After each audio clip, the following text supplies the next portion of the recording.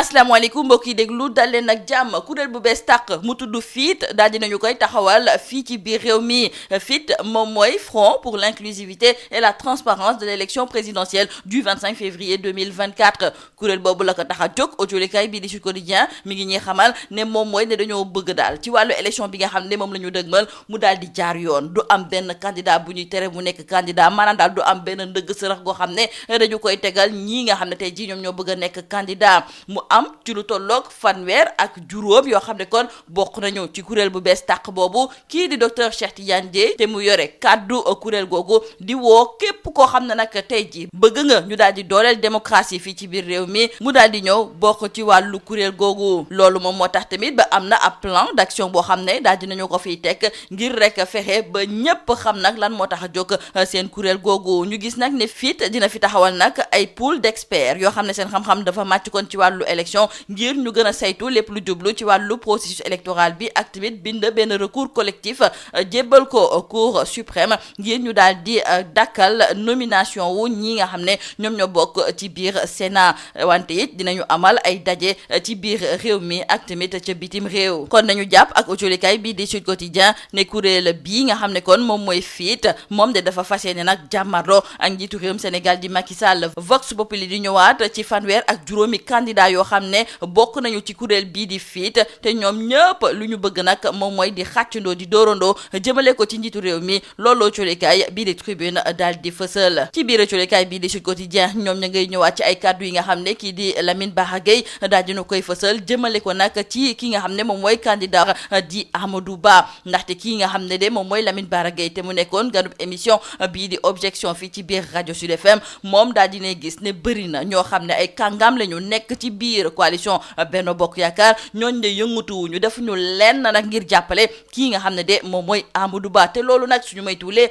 mën na leen a yàqal lu bëri moom mu daal di gis ne ñii nga xam ne tey jii ñoom ñoo daal di beddeeku ñu jàpp ci ku ci mel ni Mohamed Boun Abdallah Dionne ak tamit ancien ministre du budget Birima Mangara ñooñu de bëri na nag ay responsable yu nekk ci biir coalition Benno Bokk Yaakaar rawatina nag ca APR yoo xam ne it daal dina ñuy fëxee foofu dem daal di leen topp moom muy gis kon ne dina am ay jafe-jafe yoo xam ne dañu ko nar a nemmeeku ak candidature kii nga xam ne de moom mooy Amadou Ba rax ci dolli bëri na ay kàngam yu nekk ci biir APR ñoom de fas yéene wu ñoo def lenn nag ngir jàppale ki nga xam ne de moom mooy Amadou Ba dafa mel ni ne njàqare boobu nga xam ne kii di Lamine Bara Gueye daal dina koy fësal moom mi nekkoon ganub émission bii di objection fii ci biir rajo Sud FM kii di Souleymane Jules Diop moom it li ni mel la daal di foog ndaxte culikaay bii di l'info mi ngi ñuy xamal ne kii di Souleymane Jules Diop moom la mu gis ci kii nga xam ne de moom mooy Amadou Ba dalul xelam ndaxte Amadou Ba moom la mu gis moom mooy ne daal fësalul boppam moom daal demul ci sénégalais yi ngir wane boppam ñu xam moom mooy kan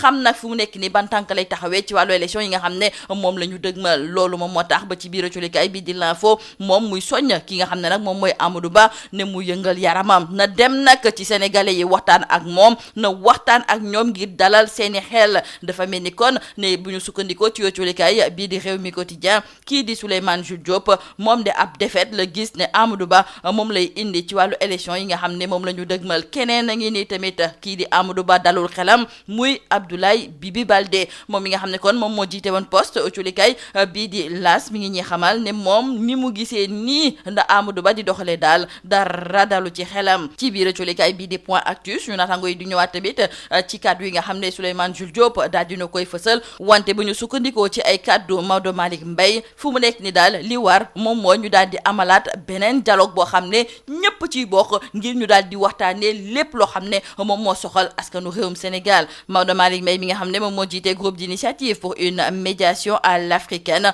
moom ab beneen dialogue la bëgg ñu daal di fiy taxawal nee na ci dialogue boobu nag dinañ ci waxante dëgg loolu moom dina métti de wante nag lu ñu soxla la ngir jëmal suñu réew kanam autolikaay bii di Le Regard moo ñuy xamal ne ci ay bés bii ñu nekk nii nag dina am solo loolu ci ki nga xam ne moom mooy Ousmane Sonko ndaxte ci ay bés bi cour suprême ak tamit cour de justice bu CEDEAO dinañu daal di fësal seeni décision loolu yëpp ñu ngi ko fas yéene amal ci fukki fan ak juróom-ñaar ci weeru novembre loolu sax moom moo tax ba ci bés boobu ñi nga xam ne kon ñoom ñoo far ci ginnaaw kii di Ousmane Sonko te it di ko jàppale daal dinañuy woote ci ab mobilisation bu mag a mag ci bépp diwaan bu nekk fii ci biir réew mi ci fukki fan ak juróom-ñaar ci weeru novembre bi kon la ñu koy séentu ñu wax ci wàllu tàggat tàggat yaram culikaay bii di bés bi le jour di ñëwaat ci ndam lu rëy li nga xam ne nag kii di Tapha Tine daal dina koy am ci kaw Eumeu Sène culikaay bii di Les Échos daal di gis sax ne Tapha Tine kon moom ci wàllu uppercut gauche droite ak tamit même ardo ga ñu ko yóbbu taxul sax daal dinay daan ki nga xam ne kon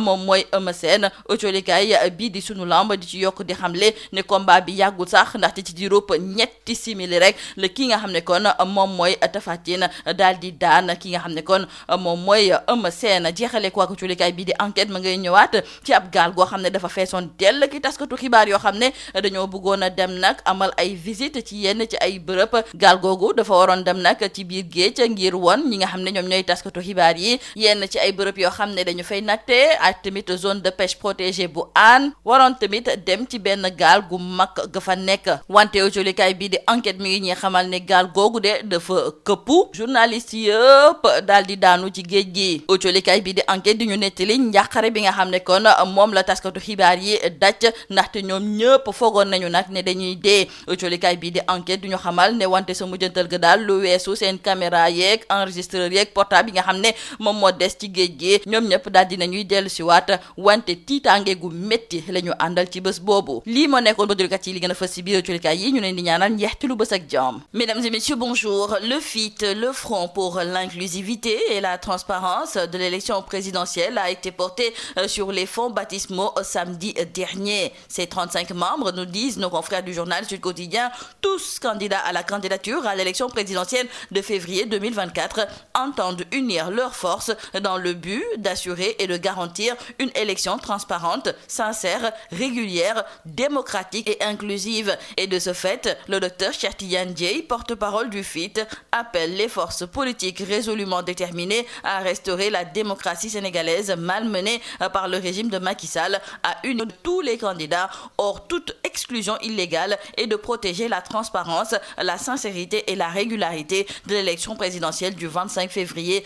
2024. Et il faut aussi noter que le nouveau cadre prévoit la mise en place d'un pool d'experts du FIT pour le suivi technique du processus électoral et le dépôt d'un recours collectif au niveau de la Cour suprême pour l'annulation du décret de nomination des membres de la Sénat ainsi que des rassemblements pacifiques sur toute l'étendue du territoire national et au niveau de la diaspora. Le FIT à l'assaut du maquis, c'est d'ailleurs le titre qui barre la une du journal Sud Quotidien. Dans le journal Vox Populi, nos confrères nous parlent également de ces 35 candidats à la candidature qui s'arment d'un FIT pour une élection inclusive et transparente. Le journal Tribune d'ajouter qu'à quelques mois de la présidentielle, 35 candidats s'unissent contre Macky Sall. Ils sont tous appelés à faire bloc pour restaurer la démocratie. Restons avec nos confrères du journal Sud Quotidien qui nous rapportent les propos de Lamine Bara Gueye, responsable de la PRA Mbacké. Il sonne l'alerte sur la candidature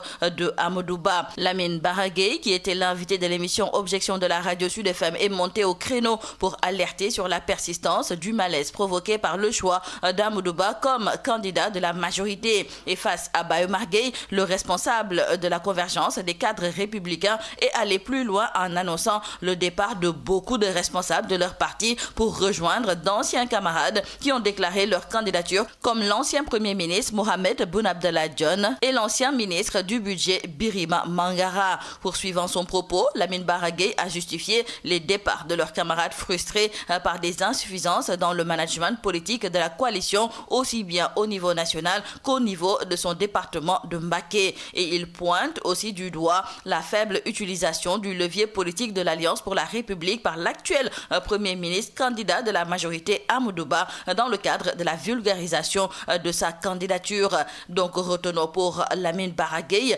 que le plus grand problème au niveau de la coalition Benno Bokk Yakaar, ce n'est pas ceux qui ont quitté la mouvance et acté leur candidature. Selon lui, l'ennemi redoutable, c'est ce bastion de responsables frustrés, ceux-là qui sont encore dans la coalition à des positions insoupçonnées dans l'appareil gouvernemental et étatique et qui n'ont pas encore posé d'actes montrant qu'ils portent la candidature d'Amadou Ba. Et mis à part Lamine Bara Gueye, il faut aussi dire avec nos confrères du journal L'Info que d'autres responsables de l'APR se posent toujours des questions quant au choix porté sur Amadou Ba. Et c'est le cas de Souleymane Jules Diop qui, dans le journal L'Info, trouve que Amadou Ba commence à susciter de l'inquiétude dans les rangs de la coalition Benno Bokk Yakaar. Pour Souleymane Jules Diop, Amadou Ba doit se bouger, il doit aller vers les gens, il doit parler aux gens, il doit rassurer la majorité. Donc, il trouve qu'actuellement, Amadou Ba est amorphe. Pour nos confrères du journal Rewmi Quotidien, Souleymane Jules Diop envisage déjà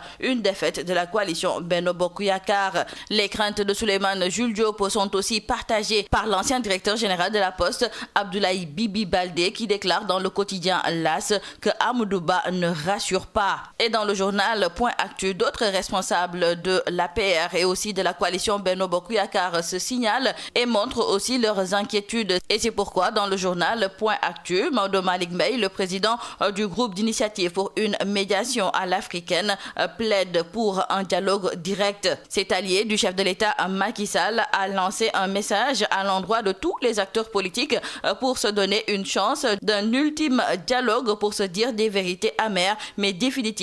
curatives. Maodo Malick Mbaye trouve que l'unité nationale est potentiellement menacée tous les jours par des actes isolés de défiance et les Sénégalais le mesurent chaque jour avec amertume et inquiétude. C'est pourquoi il trouve que le moment est venu pour tous les Sénégalais de se parler sans gants mais avec pudeur, sans filtre mais avec retenue et de se dire des vérités amères mais qui soignent définitivement. Dans le quotidien Le Regard, nos confrères nous parlent de cette semaine décisive pour le leader de l'ex-parti Pastef, Ousmane Sonko, car pour cette semaine, la Cour suprême et la Cour de justice de la CEDEAO tranchent le 17 novembre. D'ailleurs, les leaders et alliés du candidat Ousmane Sonko appellent à la mobilisation sur toute l'étendue du territoire national le 17 novembre. Parlons sport à présent avec nos confrères de Besbi Le Jour qui reviennent sur la victoire de Tapha Tine sur Eumeu Sène. Tapha Tine, géant de Eumeu Sène, c'est d'ailleurs le titre qui barre la une du journal Les Échos. Nos confrères du journal Sunu Lamb d'ajouter qu'après 3 minutes et 18 secondes de bagarre, Tapha Tine descend Eumeu Sène. Terminons par nos confrères du journal Enquête qui nous font le récit de ce naufrage d'une pirogue avec une quarantaine de journalistes. Ces journalistes étaient dans une embarcation au niveau de la plage de la Voile d'Or et c'était pour une visite de quelques sites, une visite qui n'aura finalement pas lieu à cause